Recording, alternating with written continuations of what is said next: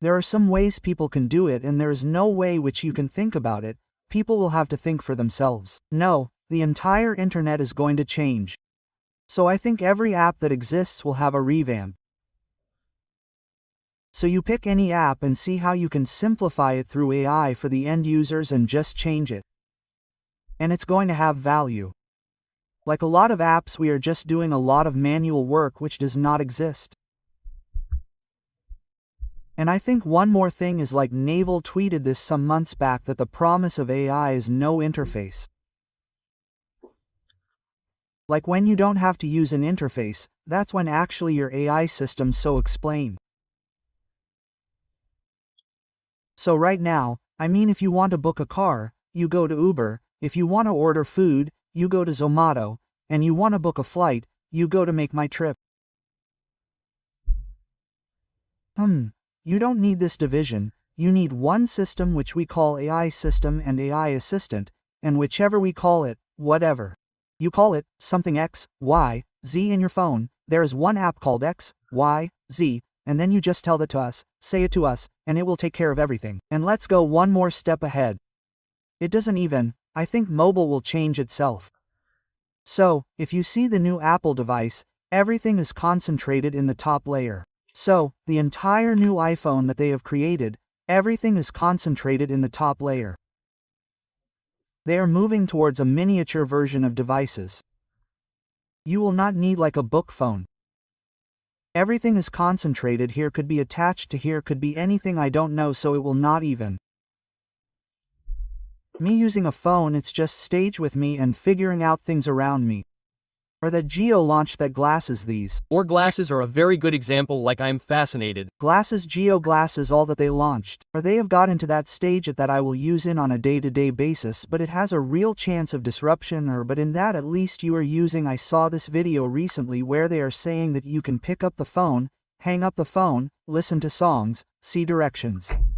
You can directly see a location while walking and ask it which building is this, and that will give you the history of it. So you can use it as your let's see and your assistant full time. Totally, I just tried it 1 week back with the newest Meta glasses. And it doesn't even have a voice. It actually transfers whatever you hear in your ear by directly vibrating the bone. If there is no sound coming out, then if you come near me you will not be able to hear. But by vibrating this, it is transferring the entire information from this part to you. So I am seeing like all these things coming out like this. So we are dramatically underestimating where we are heading. I think it's going to be a very cyber kind of world, and it's going to happen. It's going to happen. If we don't do it, someone else will do it.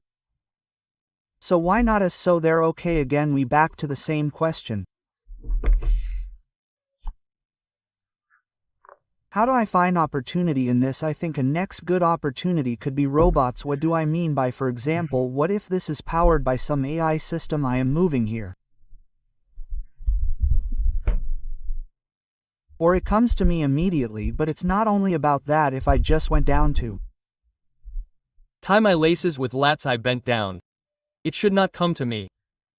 Now if it's just a deterministic program, it will do that, but it needs to have some kind of consciousness inside it. Some kind of intelligence. Or some kind of intelligence, and it is possible now. So it will move around with me. This is just one example. It may be a lamp Pixar kind of lamp sitting around me. So, this is a very good one because it's a good opportunity. I personally don't want to get into this, but it has a very high turnaround time. You can't just move things around so fast in robotics, right? But if someone has dedicated time, I would suggest getting into the intersection of robotics and AI. Because that's when the real change will happen for us.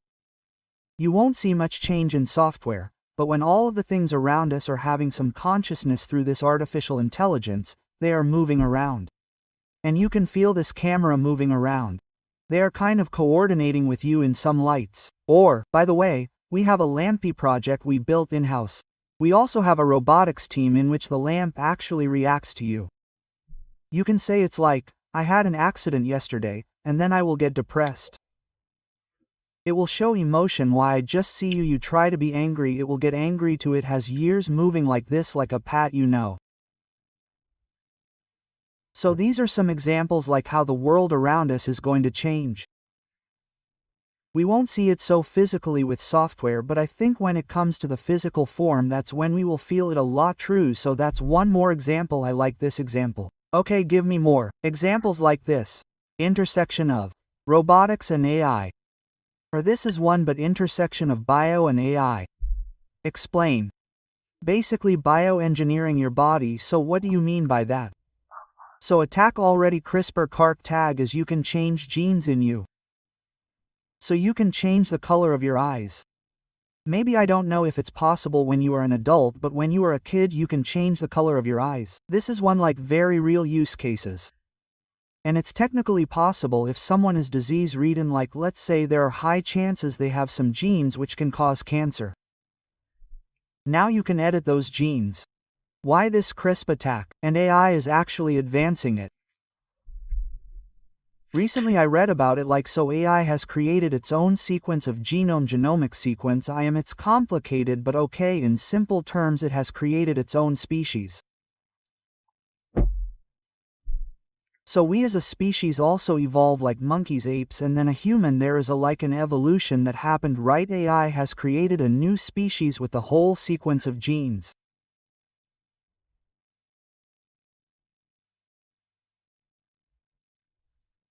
And now this opens up a lot of like you kind of creating a new species, right? So the positive and negative are many but very big field, because when every aspect of your life is automated by AI digitally, physically, then the only thing that's left is you, how you maintain your body, and ends linked to longer now, like how you can live longer by fixing, because dying is not natural. You die because one of your organs stop working, like in most cases if it's not sudden that you die because one of your organs fails and other organs like follow that route. Right now if you find a system bioengineering your system where you can let that organ sustain, well basically you can die anyway. So again, many people are predicting that the person is gonna live 5,000 years already born.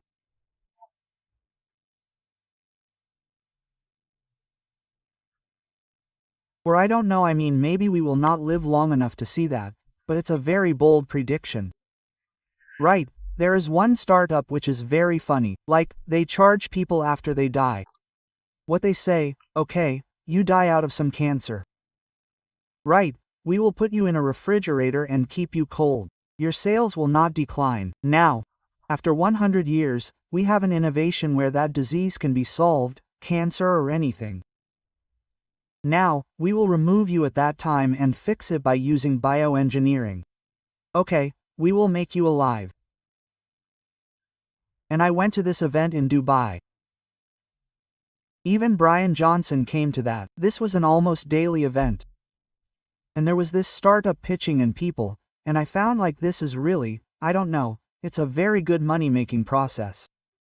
Like, you're selling after you die doesn't matter, right? You don't need money. Now, like, you're going to die. You don't need money. Why not? Just keep paying them and put me in a rented mental cube, or something. And just so take. Or that's tech, just crazy death tech start house. That's what are the more okay, let's do this. Tell me 2 or 3 more things that is incredibly fascinating around the world that you have heard and you have seen that people are working on such startups that this is happening in the world. Like death tech as well, never heard. Hearing it for the first time. Thank you so much for watching this clip till the end.